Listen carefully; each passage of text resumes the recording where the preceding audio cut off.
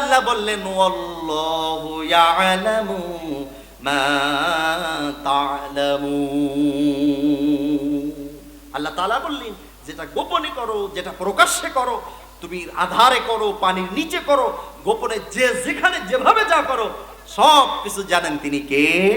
বলে আমি যে ডক্টর শিব শক্তি, আমি যে বয়ান দিয়া জবান দিয়া বলে বলে আমি যে আল্লাহর কিতাবের ভুল ধরার জন্য চেষ্টা করতেছি, আমি চ্যালেঞ্জ করেছি, আমার ভুল ভেঙে গিয়েছে, আল্লাহর কিতাবের ভিতরে কোনো ভুল নাই, আমি ডক্টর শিব শক্তি ইসলাম ধর্ম গ্রহণ করে নিলাম। আলোচনা আমরা শুরু করছি। শুরুতে আমরা রব্বে কারীমের শুকরিয়া আদায় করি, বলি আলহামদুলিল্লাহ। দরুদ ও সালাম পেশ করছি সেই মহান মানবতার মুক্তির দিশারি আকাই নামদার তাজদারে মদিনা জনাবে মুহাম্মদুর রাসূলুল্লাহ সাল্লাল্লাহু আলাইহি ওয়াসাল্লাম। সম্মানিত উপস্থিতি, যেহেতু সময় অল্প, আমরা ভূমিকায় মোটেও যাব না। আমরা ভূমিকা ছাড়াই আমরা সরাসরি কোরআনুল কারীমের কাছ থেকে আমরা কিছু জ্ঞান, কিছু ইলম আমরা জানা এবং বোঝার জন্য, আমলের জন্য আমরা শুরু করব ইনশাআল্লাহ। আমি পবিত্র কোরআনুল কারীমের সূরাতুল আনকাবুতের ৪৫ নম্বর আয়াত আমি তেলাওয়াত করেছি। আল্লাহ সাহেব এই আয়াতের উপরে কিছু কথা আল্লাহ তাআলা যেন আমাকে বলার তৌফিক এবং সুযোগ আল্লাহ তাআলা যেন আমাকে দেন, এই দোয়া আমি আপনাদের কাছে প্রার্থনা করছি। সম্মানিত উপস্থিতি, এমন একটি কিতাব থেকে আমি তেলাওয়াত করেছি যে কিতাবখানা এমন সময় আল্লাহ রাব্বুল আলামিন নাজিল করেছিলেন। অল্প একটি বিষয় আপনারা জেনে নেন, তারপরে আমরা আলোচনায় যাব। হযরত ঈসা আলা নবিয়্যিনা আলাইহি ওয়াসাল্লাম থেকে শুরু করে আদম আলাইহিসসালাম পর্যন্ত, আদম আলাইহিসসালাম থেকে শুরু করে ঈসা আলা নবিয়্যিনা আলাইহিসসালাম পর্যন্ত আল্লাহ রাব্বুল আলামিন যুগে যুগে অসংখ্য নবী এবং রাসূল আল্লাহ তাআলা প্রেরণ করেছিলেন। আল্লাহ রাসূলের আসার আগে ঈসা আলা নবিয়্যিনা আলাইহিসসালাম চলে যাওয়ার পরে কোন নবীও নাই আর কোন রাসূলও নাই। আল্লাহর দ্বীনের তাকাজা, আল্লাহর দ্বীনের ইকামতের, দ্বীনের কাজ আর নাই, দাওয়াতের মেহনত নাই, কোন নবীও নাই, কোন রাসূলও নাই। একটা বড় একটা লম্বা সময় আল্লাহ রাব্বুল আলামিন গ্যাপ রেখে দিলেন। লম্বা একটি সময় আল্লাহ তাআলা গ্যাপ রাখলেন।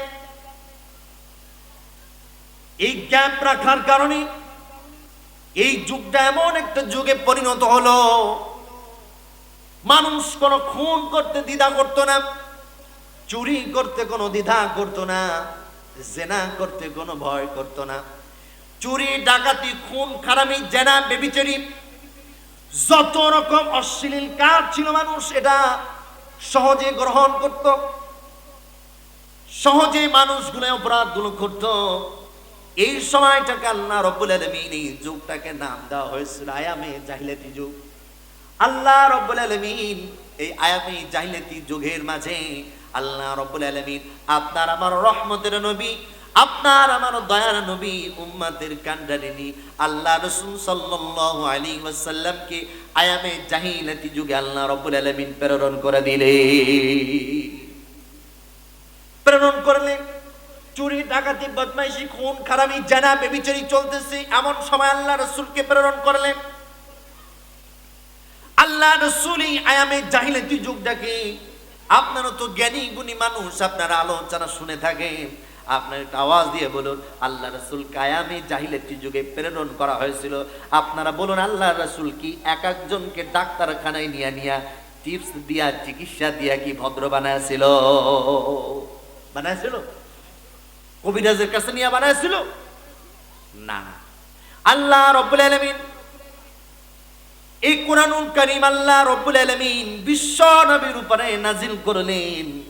আর বিশ্ব নবী এক কালেমার দাওয়াত দিলেন, লা ইলাহা ইল্লাল্লাহু মুহাম্মাদুর রাসূলুল্লাহ। আর এক আল্লাহর গোলামি করো, এই কালেমার সত্যের দাওয়াত আল্লাহ রাসূল সাল্লাল্লাহু আলাইহি ওয়াসাল্লাম দিলেন। কোরআনের বরকতে আল্লাহ রাব্বুল আলামিন আয়ামে জাহিলাতি যুগটাকে পরিণত করে আল্লাহ রাব্বুল আলামিন মুসলমানদের বিজয়ের যুগ দিয়ে দিয়েছিল। জোরে বলি সুবহানাল্লাহ। আপনারা বলুন, আয়ামে জাহিলাতি যুগটাকে পরিবর্তন করে স্বর্ণের যুগে পরিণত করেছিল। বলেন, সেই 1400 বছর আগের সেই কোরআন এখনো পর্যন্ত সমাজে আছে না নাই?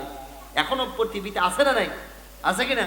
তাহলে এই কোরআন থাকার পরেও, আমরা এই মূল্যবান কিতাব থাকার পরেও আমরা ওই আয়ামের যুগটাকে আল্লাহ রাসূল পরিবর্তন করতে পারলেন, কিন্তু আমরা এখন পর্যন্ত চাঁদাবাজি, লুচ্চামি, বদমাইশি, মিথ্যা, আহাজারি, রোনাজারি, বাস চুরি, রাস্তা চুরি, গম চুরি, আটা চুরি আমরা বন্ধ করতে পারলাম না। কারণ আমরা আল্লাহ রাসূলের মতো এখনো পর্যন্ত কোরআন আমরা শক্ত হাতে শক্তভাবে আমরা ধরতে পারি নাই। কথা বলেন ঠিক কিনা? আমরা যদি ধরতে পারতাম, ওই আয়ামে জাহিলাতি যুগ যদি রাসূল পরিবর্তন করতে পারে, আমরাও পরিবর্তন করে আমরা ইসলামের দিন ব্যবস্থা পরিবর্তন করে আমরা দিন ব্যবস্থা কায়েম করে আল্লাহর জমিনে আল্লাহর কোরআনের আইন বাস্তবায়ন করতে পারতাম। চিল্লায়ে বলতে হবে ঠিক কিনা? আমরা সেই কোরআন ধরতে চাই। পারবো তো ইনশাআল্লাহ? আসুন, আমি সেই কোরআন থেকে আমি তেলাওয়াত করেছি। আপনারা কোরআন ধরবেন, কোরআন বুঝবেন। আগের সাউন্ডটা ভালো ছিল। কোরআন ধরবেন, কোরআন বুঝবেন, কোরআন অনুযায়ী আমল করবেন, এই প্রত্যাশা নিয়েই আমার আজকে এই আয়াত আমি সাজিয়েছি।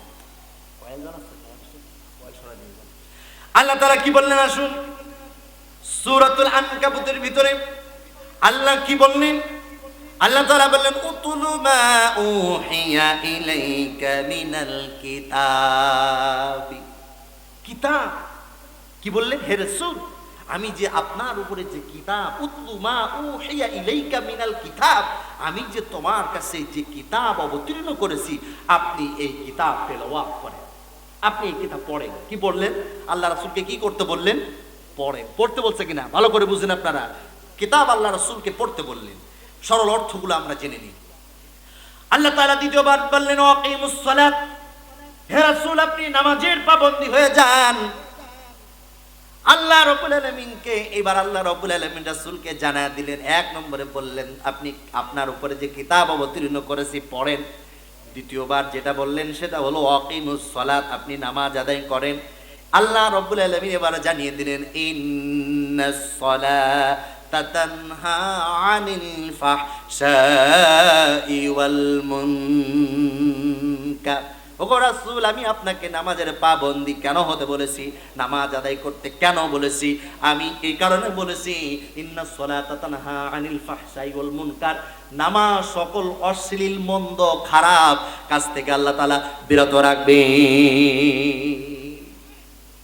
আল্লাহ রাব্বুল আলামিন চতুর্থ ভাষায় কি বললেন?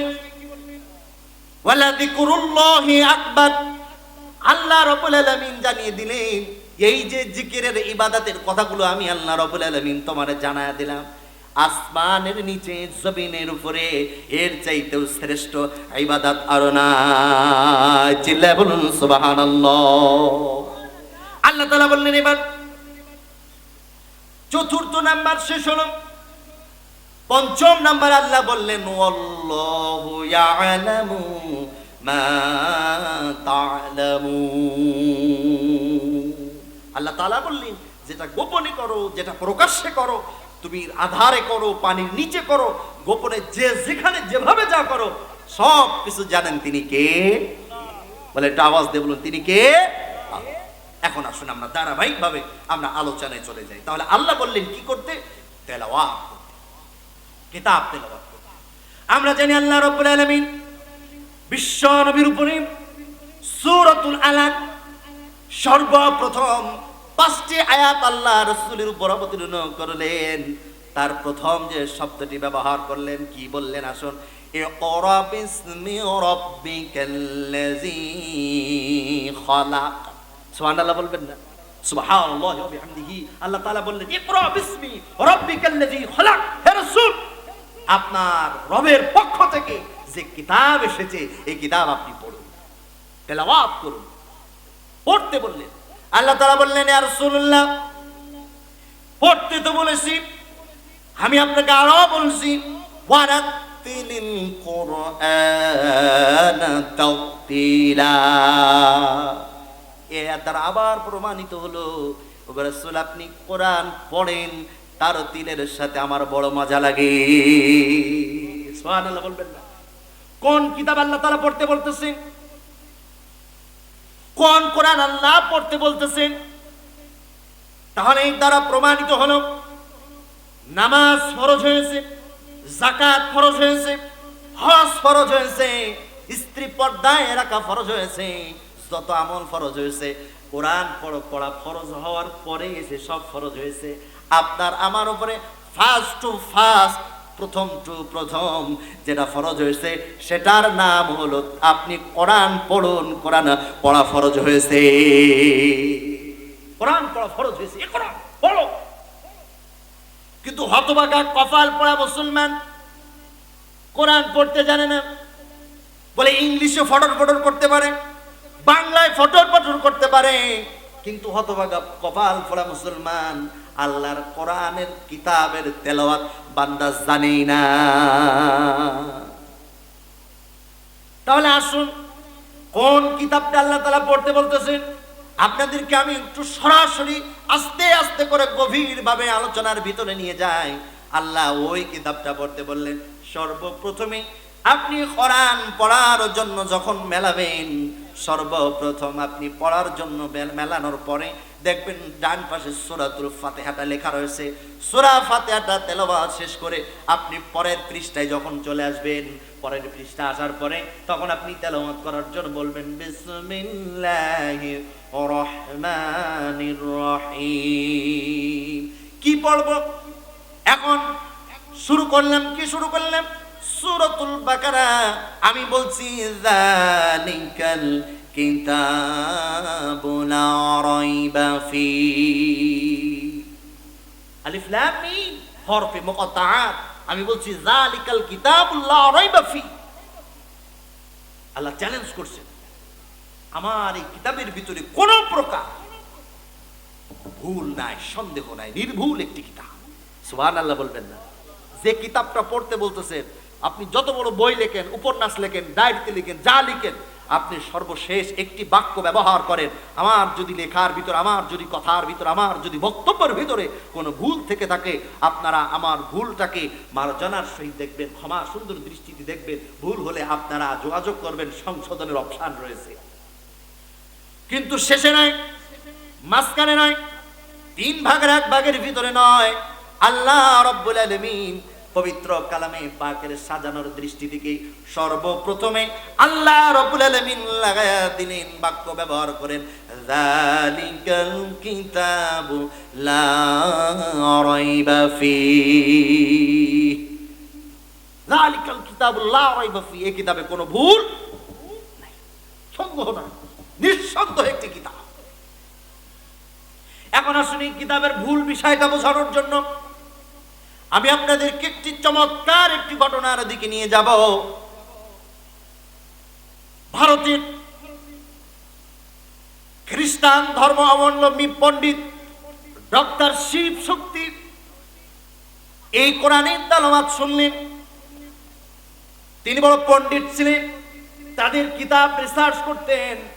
রিসার্চ করতে করতে দেখলেন যে আল্লাহ রাব্বুল আলামিনের কিতাবের সর্বপ্রথম একটি বাক্য ব্যবহার করা আছে যালিকাল কিতাবুল লা রাইবা ফি। তিনি বললেন কি এমন কথা, তিনি এমন বাক্য কেন ব্যবহার করলেন? আমি কোরআনের ভিতরে ভুল নাই, তিনি বলেছেন আমি কোরআনের ভুল আছে কিনা বের করে ছেড়ে দিব। জোরে জোরে বলুন নাউজুবিল্লাহ। ভুল আছে কিনা আমি ভুল বের করেই ছাড়ব। চ্যালেঞ্জ করলেন, শুরু করে দিলেন। রাত নাই দিন নাই একাকার হয়ে কোরআনের তরজমা করতে, কোরআন তেলাওয়াত করতে শুরু করলেন। এই ডক্টর শিব শক্তি খ্রিস্টান পণ্ডিত এই তরজমা শুরু করে দিলেন। রাত হয়ে যায়, দিন হয়ে যায়, এইভাবে এইভাবে তেলাওয়াত করতে লাগে, ভুল ধরার জন্য চেষ্টা করতে থাকে, শুরু করেছে, চেষ্টা শুরু করে দিয়েছে। এক নয়, দুই নয়, তিন নয়, এক পারা, দুই পারা করে, তিন পারা, চার পারা করে, পাঁচ পারা, ছয় পারা করে, এইভাবে রিচার্জ করতে করতে করতে করতে করতে করতে আল্লাহর কোরআনের 27 নম্বর পারা যখন চলে আসলেন, 27 নম্বর পারা যখন চলে আসলেন, আর আল্লাহ এই যে কোরআনুল কারীমের ভুল ধরার জন্য এই ডক্টর শিব শক্তি যখন ভুল ধরার জন্য সর্ব সূরাগুলো শেষ করতে করতে এবার যখন সূরা আর রহমানের তেলাওয়াত শুরু করে দিলেন ভুল ধরার জন্য, এই ডক্টর শিব শক্তি কোরআন মেলায়া পড়তে লাগলেন, সূরা রহমান থেকে তেলাওয়াত করতে লাগলেন। আর রহমানু আল্লামাল কুরআন, সুবহানাল্লাহ। আর রহমান আল্লামাল কুরআন, খলাকাল ইনসানু আল্লামাহুল বায়ান, আশ-শামসু ওয়াল কামারু বিহিসবান ওয়ান নাজমু ওয়াশ-শাজারু ইয়াসজুদান। এইভাবে ডক্টর শিব শক্তি বসে বসে কোরআনের ভুল ধরার জন্য তরজমা করে। এই পণ্ডিত যখন তরজমা করে বললেন আর রহমান, তিনি তেলাওয়াত করে বুঝলেন আল্লাহ হলেন এমন একজন রব, তিনি অতি দয়ালু মেহেরবান খোদা, রহমান রহিম, অতি দয়ালু। আর রহমান আল্লামাল কুরআন, রবের পক্ষ থেকে কোরআন অবতীর্ণ হয়েছে, রবের পক্ষ থেকে কোরআন অবতীর্ণ হয়েছে। আর রহমান তিনি অতি দয়ালু। আল্লাহ বললেন খলাকাল ইনসান, বলে আমি মানুষ সৃষ্টি করেছি। এই কিতাবে যখন এইভাবে তার যখন ভুল ধরার জন্য পড়তে শুরু করলেন, তিনি চিন্তা করলেন তাহলে মানুষ যদি সৃষ্টি করে থাকে, তিনি যদি দয়ালু হয়ে থাকে, কোরআন যদি অবতীর্ণ করে থাকে, আর মানুষ যদি তিনি সৃষ্টি করে থাকে, আমি ডক্টর শিব শক্তিও তার বাহিরে নয়, আমি তো তার বাহিরে নয়। খলাকাল ইনসানু আল্লামাহুল বায়ান, বলে আমি যে ডক্টর শিব শক্তি, আমি যে বয়ান দিয়া জবান দিয়া বলে বলে আমি যে আল্লাহর কিতাবের ভুল ধরার জন্য চেষ্টা করতেছি, আমি চ্যালেঞ্জ করেছি, আমার ভুল ভেঙে গিয়েছে, আল্লাহর কিতাবের ভিতরে কোনো ভুল নাই, আমি ডক্টর শিব শক্তি ইসলাম ধর্ম গ্রহণ করে নিলাম,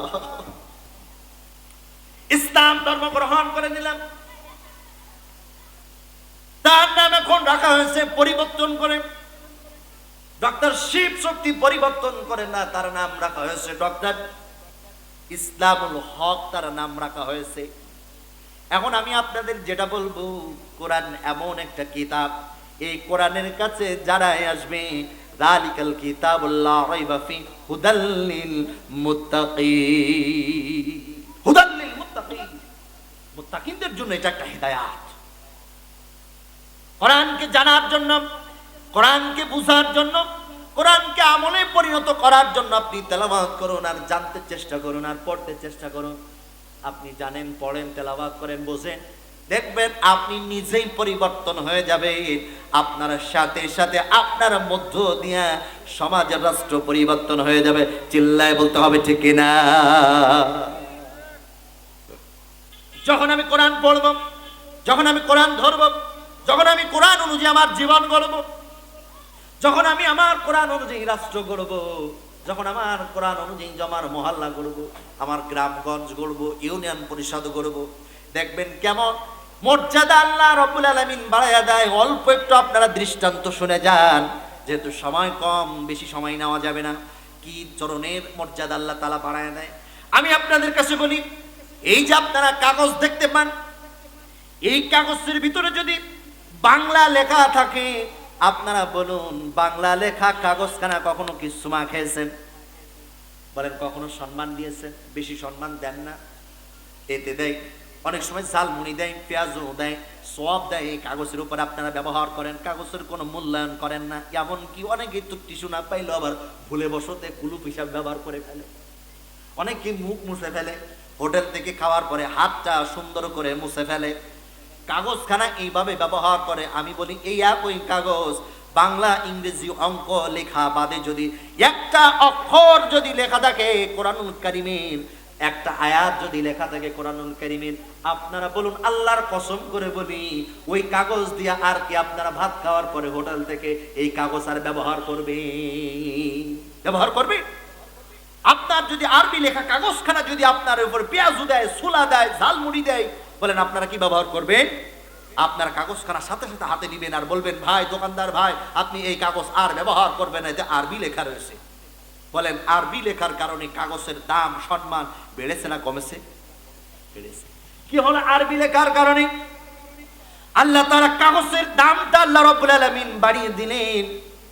কাগজে যদি আরবি লেখার কারণে যদি কাগজের দাম বেড়ে যায়, আমি আপনাদের কাছে আরো একটু বলবো, এই যে কাপড় আমরা ব্যবহার করে থাকি 500, 1000, 2000, 5000, 6000 টাকা দিয়া এক একজন এক একটা পোশাক কিনে আনে। আপনারা বলুন, এই পোশাকটা কখনো বাড়ি এনে চুমু খাইয়া দেখেছেন? কখনো চুমু খাইয়া দেখে নাই। শাড়ি হোক, 3 পিস হোক, চাদর হোক, উড়না হোক, ব্লেজার হোক, পাঞ্জাবি হোক, শার্ট হোক, গেঞ্জি হোক, যত টাকা দিয়া পোশাক কিনে আনুক না কেন, ক্রয় করে আনুক না কেন, কোন বান্দা আল্লাহর গোলাম কাপড়খানাকে চুমা খায় না।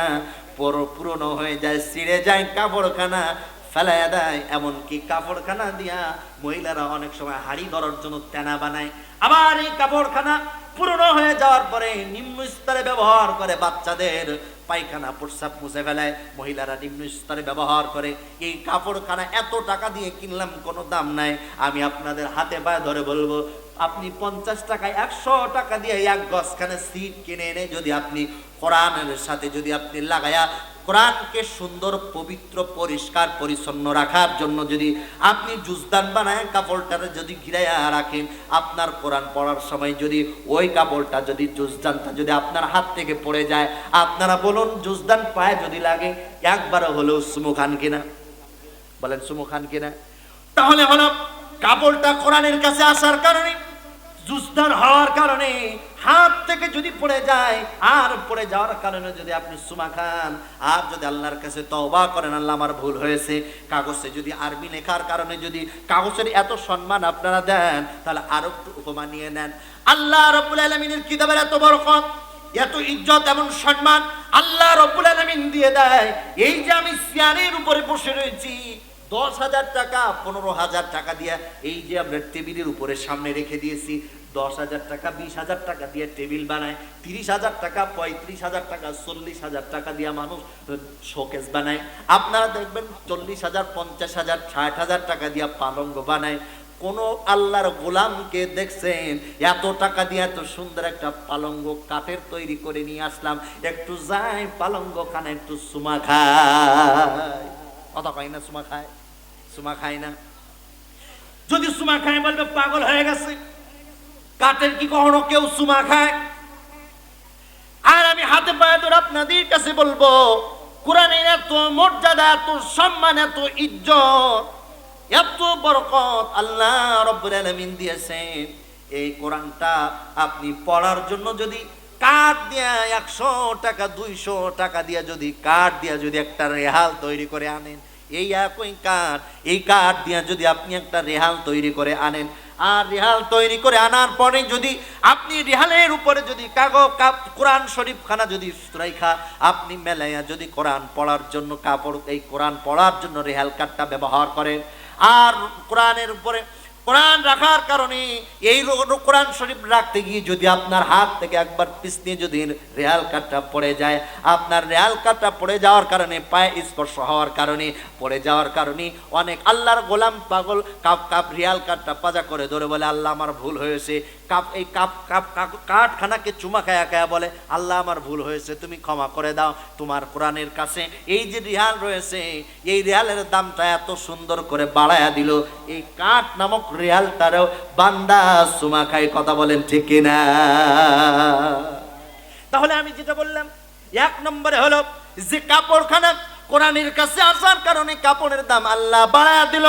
কাগজখানা কোরআনের অক্ষর লেখার কারণে কাগজখানার দাম বাড়ায়া দিল। কোরআন পড়ার জন্য রেহাল কাঠ বানানোর কারণে কাঠের আল্লাহ দাম বাড়ায়া দিল। আজকে বলুন, আপনারা বলুন, এই যে এখানে এত সুন্দর একটা কোরআনের বাগান সাজিয়েছে, এই যে ইলম শিক্ষার জন্য এমন একটা প্রতিষ্ঠান তৈরি হয়েছে, আপনারা বলুন কত আল্লাহ রাব্বুল আলামিন দাম বাড়ায়া দিয়েছে, কত মর্যাদা আল্লাহ রাব্বুল আলামিন বাড়ায়া দিয়েছে। দেখেন হাফেজ সাহেব, শুনে দেখবেন, হাফেজ সাহেব বাজারে গেলে চা খেয়ে পারে না, হাফেজ সাহেব বাজারে গেলে পান খেয়ে পারে না, হাফেজ সাহেব বাজারে গেলে নাস্তা খেয়ে পারে না। এত সম্মান আল্লাহ রাব্বুল আলামিন দিয়েছে।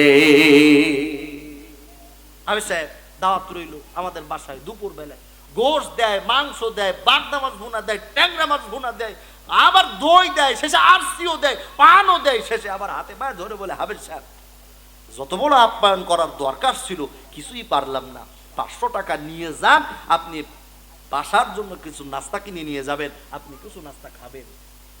দেখেন খাওয়াইলো, তার আপ্যায়ন করলো, কি না খাওয়াইলো, তারপরেও 500 টাকা 1000 টাকা হাতের ভিতরে হান্দায়া দিয়া বলে, হুজুর ভুল হইলে মাফ করে দিবেন। বলেন এ সম্মান বাড়ায় দেওয়ার মালিক কে? বলেন কে?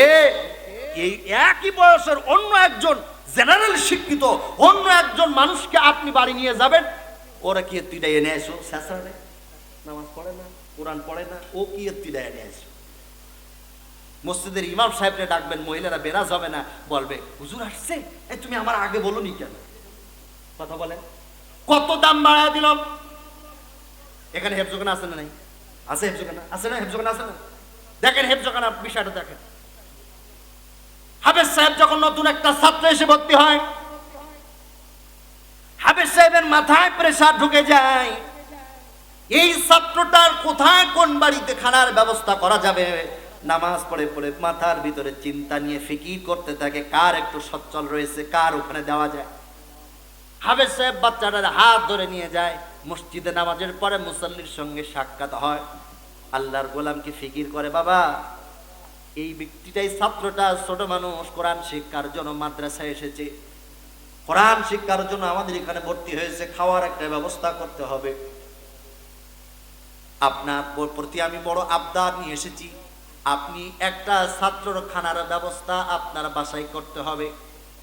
হাফেজ সাহেব আপনি যখন বলেছেন আমি আপনার সম্মান ফেলতে পারবো না, একটুখানি চিন্তা করতে দেন, একটু পরামর্শ করতে দেন আপনার ভাবির সঙ্গে অথবা আপনার চাচিমার সঙ্গে একটু পরামর্শ করে আসি। কাকা হোক ভাই হোক বাড়িতে যায় বলে, ওগো আমার প্রাণের স্ত্রী, আজকে আমি যখন নামাজে গেলাম, আমাদের হাফেজ সাহেব আমার কাছে ফিকির করেছে, আমার কাছে বলল মাদ্রাসায় নাকি একটা ছাত্র ভর্তি হয়েছে, মাদ্রাসায় নাকি একজন ছাত্র পড়ার জন্য এসেছে, তার খানার ব্যবস্থা হয়নি। তোমার বলো তোমার কি হালত? আমার তো মনে চাই একটা ছাত্র আমার বাড়ি খেয়ে খেয়ে তা হাফেজ হোক, আমার বাড়ি খেয়ে খেয়ে কোরআনের আলেম হোক, আমার তো বড্ড মনে চাই, তোমার বিষয়টা বলো। মা বোনদের মনটা একটু নরম, চিন্তা করে আমার তো মেয়ে হয়েছে, যদি একটা ছেলে হতো তবে আমার ছেলেটাও বুঝি মাদ্রাসায় পড়তো, আমার ছেলেটা বুঝি মাদ্রাসায় পড়ে আলিফ বা তা সা শিখতো, আস্তে আস্তে করে কোরআনের হাফেজ হতো।